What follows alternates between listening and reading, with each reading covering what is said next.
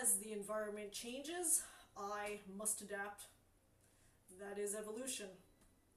So, my normal dance studio is rained out today, and I've attempted to dance on rainy days. I decided that I'll try something different this time, which is dancing in a drier but more confined space. So I've already mentioned before that I like challenges, I like doing things differently, and I've already motivated myself to set a goal of a new choreography every 2 weeks, alternating between pop and breaking. Last week I would have performed this particular piece that I'm about to perform, but I chose this week because today coincides with the 1 year anniversary of my 100th country, Egypt. If you swipe backwards on my repertoire, I've actually already done 2 dances dedicated to Egypt, but there's a charm. Fine, go again. But this time I'm going to integrate a childhood memory into my Egypt celebration. I've mentioned before in previous vlogs that I used to be a fan of Disney movies, and I still am to a certain extent. I just observed different arcs and themes than the typical love story. For example, in Aladdin, I was more interested in the Middle Eastern culture portrayed. Of course, the love story had some intrigue. I actually had my share of Disney Barbie dolls, but I think that was a short-lived phase. Now, what I extract from the Disney movies is a sense of adventure. All of those movies take place in what I used to think were far-off lands, way beyond my imagine. But ever since 2013 and my adventure traveling, I've actually breathed to life what I once thought were faraway lands. Some of them were different as depicted, some had similarities, some were a mix of both, and some I've yet to even define or categorize. What are we gonna do? I'll dance first and get one under the belt because I like to space it out. This one is quite cardio heavy. Maybe all my dances are cardio heavy. Anyways.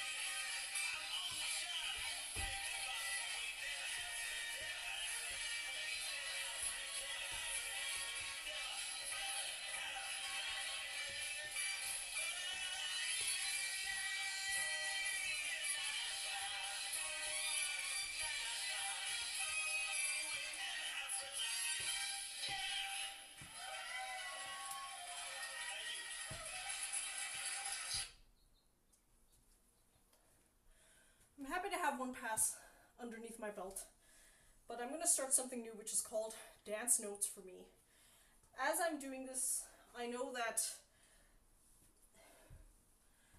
some factors are working against me, and those factors are the limited space, the surface, and my shoes. So, because of the rain, my normal dance shoes are completely wet and rained out.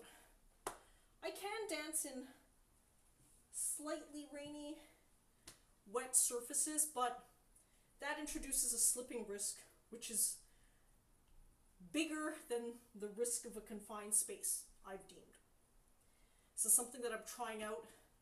Obviously, life is one giant experiment, at least the way I live it. I'm a scientist through and through, and this is what I do. So, now that I have one pass, one thing I want to give as a note to myself is that I integrated two moves that are quite involved each on their own. One is whacking. One is the V-walk. I'm doing those both together at the same time. What I've noticed is that whackers tend to have relative stationary lower body. They have movement, but the movement is slower and less dynamic a lot of the time. I've really reached for it. I've done two very heavily involved moves, top and bottom, but coordinated. So this is what it is. I thought I'd look a little better, but maybe that's something where my expectations have to come into reality. Whacking in itself is a whole new form of dance that people practice for years and years. Hip-hop style is a whole form of dance and many subgenres of dance that people practice for many, many, many years. What I've done is over the last 6 months, 7 months now, 7? Yes, 7 heading into 8. Integrated a lot of different dance styles, and a lot I've ramped up into medium level in a very short period of time. So part of the problem is that in deflecting your energy to so many different styles of dance, you obviously have trouble being extremely good at any one of them. I would still rate my bests and favorites as breaking and tutting. Whacking I've only added in the last couple of weeks. I actually think I'm really happy with my speed and coordination with the whacking. The problem is adding the speed coordination of whacking with footwork to an existing quick beat and melody. That's the result for now.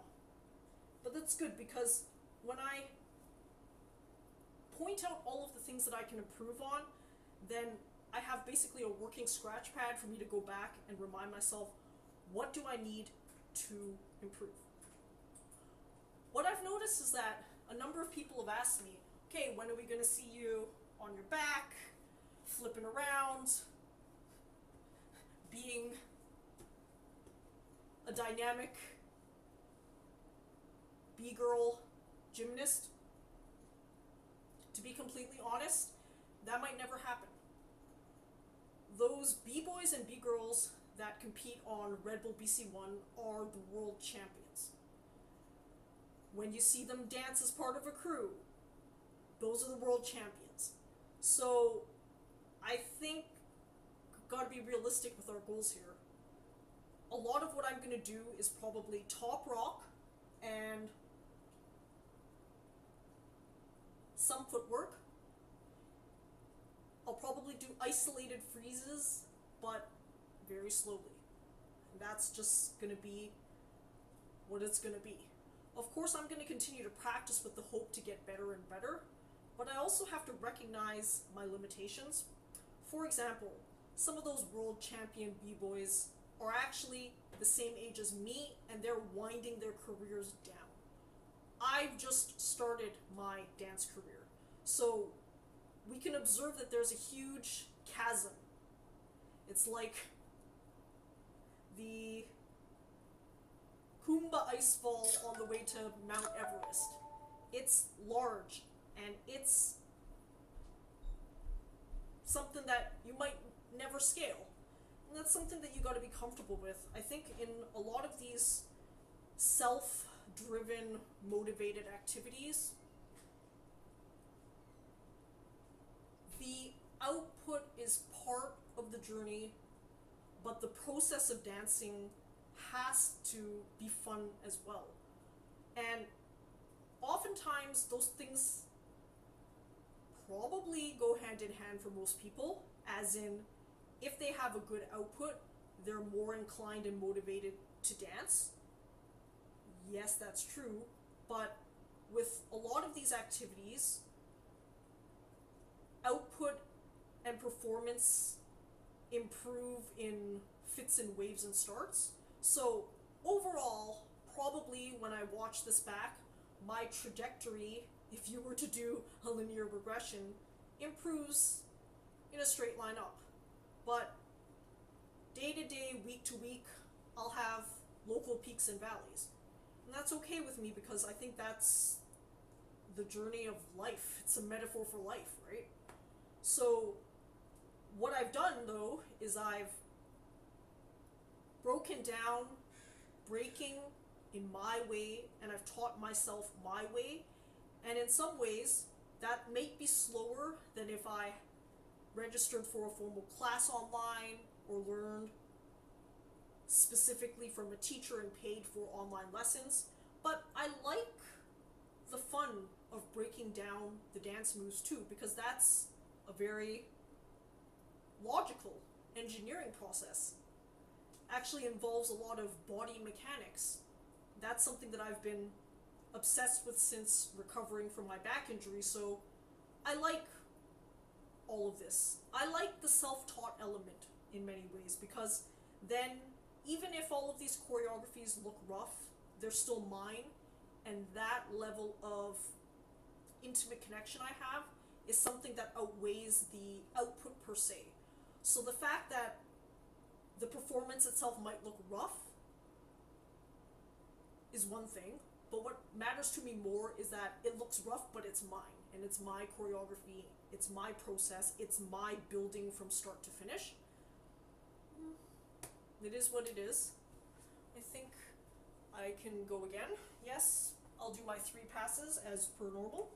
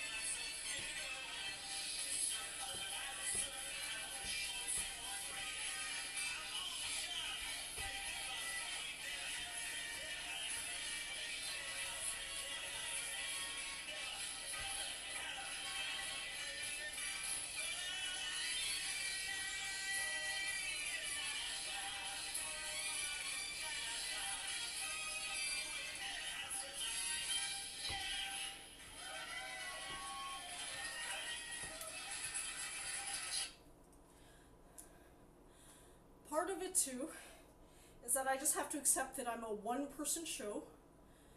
When you watch professional dancers dancing their choreography, they have a professional camera person. The camera person ensures that they capture all the action, all the dynamicism. I have to do two things at once. I have to dance what I consider a difficult, intricate, dynamic choreography that I invented and created. Plus, I have to make sure that I capture most of the action on the camera. Now, I think I've done really well with what I have to work with. I also appreciate the grittiness of my operation. Part of it is because the process of dance behind the scenes is actually really gritty. It's a lot of practice, it's a lot of long hours, there's a lot of in your head working things out over and over again. And that's less glamorous than the output or the product. Now obviously I appreciate professional dancers. The whole point is that the behind the scenes work they leave largely out of their magical, mystical world, and they show you the final output product. But because I am a fan of dance, I consume a lot of behind the scenes when they allow you into it, and it reflects a lot of my own situation and circumstance. If anything, I consider this incarnation of the vlog as one big behind the scenes. To be honest, my entire YouTube channel is one big behind the scenes of an adventurer's life. That's it. Now, what is an adventurer's life? An adventurer's life is like anybody else's life, but I've made adventure the number one priority.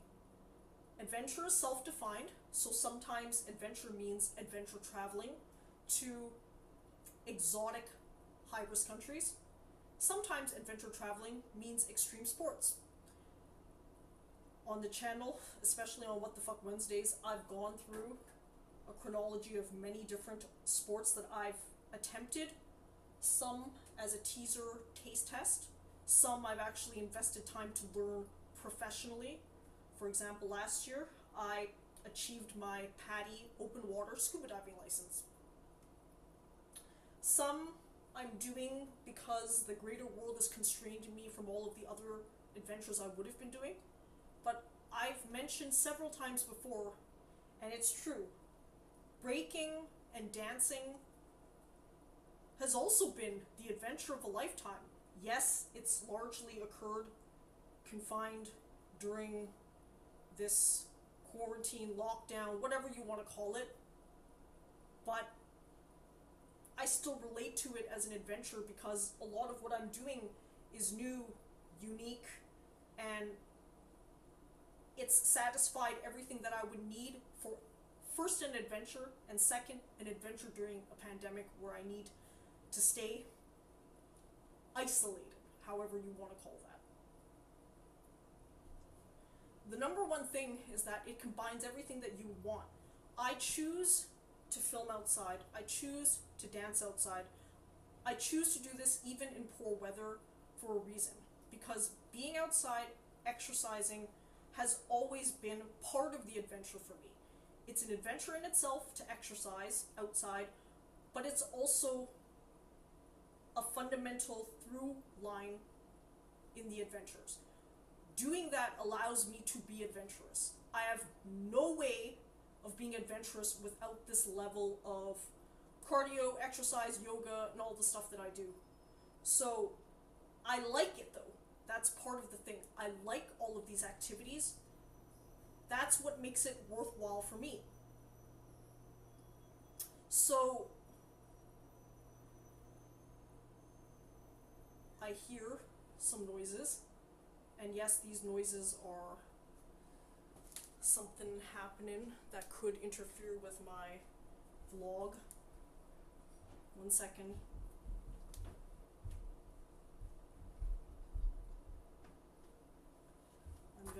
let things clear out, and still have a little bit of time. I'll be dancing one last time,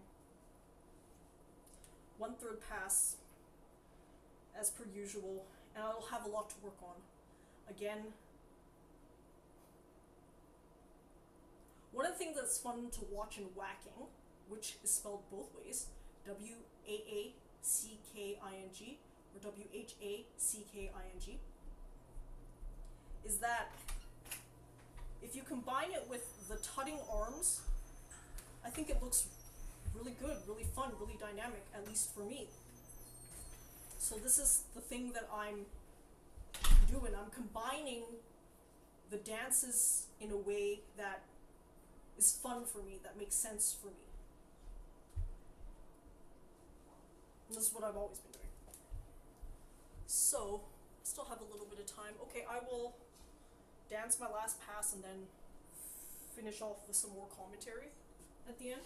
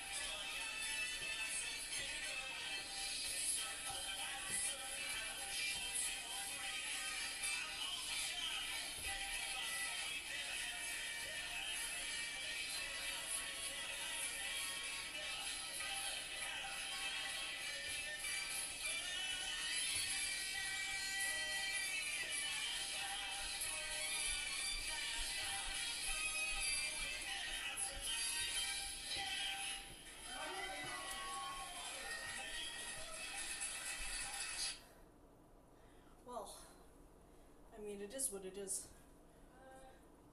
Part of it is that my shoes sticky themselves on the surface. Let me try this.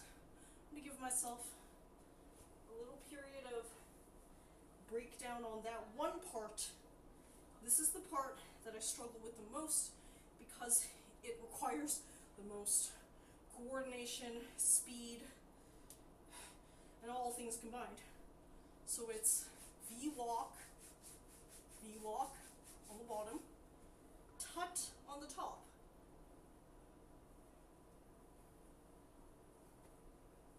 Okay, V-walk plus tut.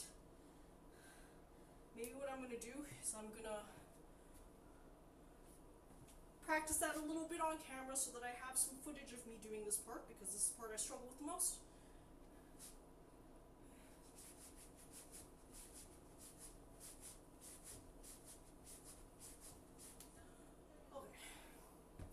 I mean, it is what it is.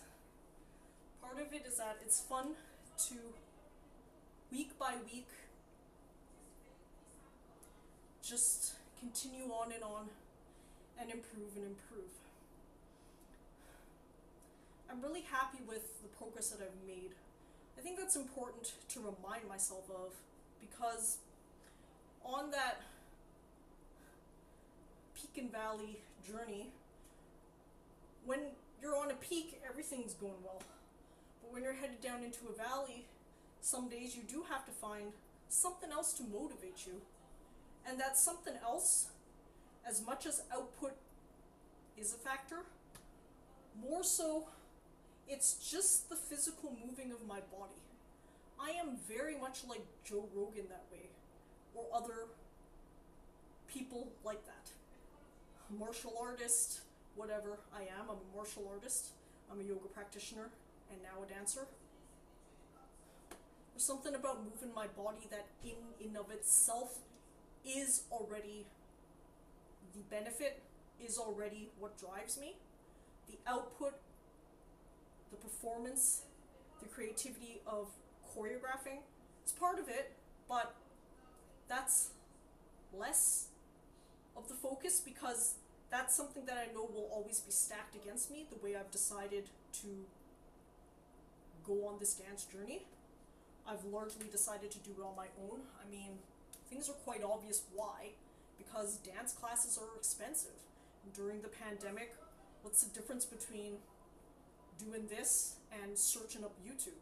Of course, with searching up YouTube, you have to actually know how to teach and guide yourself. Part of that is you then think of dance a different way. I've thought of it from a first principle standpoint, from a body mechanics standpoint. The reason why I've been able to teach myself is because I have a concept of what the base moves are and how to move from there and there. So it's very engineering. Okay, first you start standing, then you would start, what can you do with one leg moving, one leg planted still, then moving two legs, then moving degrees of freedom, then rotation, then. That's part of the creativity. But it's a very interesting creativity that leverages onto my engineering experience, because I am thinking actually of robotics, degrees of freedom, rotation, and interesting things that you can add when you keep one thing constant. So when you keep one foot constant, how do you vary the other foot around it?